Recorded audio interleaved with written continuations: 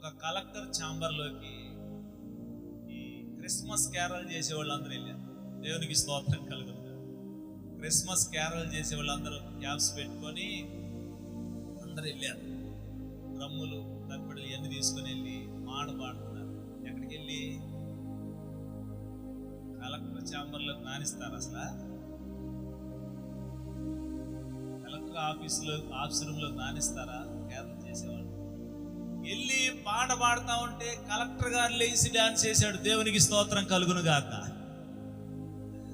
Collector గారు లేచి dance చేస్తా ఉంటే ఆయన ద్వారా దేవునికి ఎంత మహిమ వచ్చిందండి. ఒక కలెక్టర్ గారు లేచి క్యారల్ చేసే వాళ్ళతో పాటు డాన్స్ చేస్తున్నాడు. వాళ్ళు పాట పాడుతూ ఉంటే ఆనందాన్ని ఆయన అనుభవిస్తున్నాడు.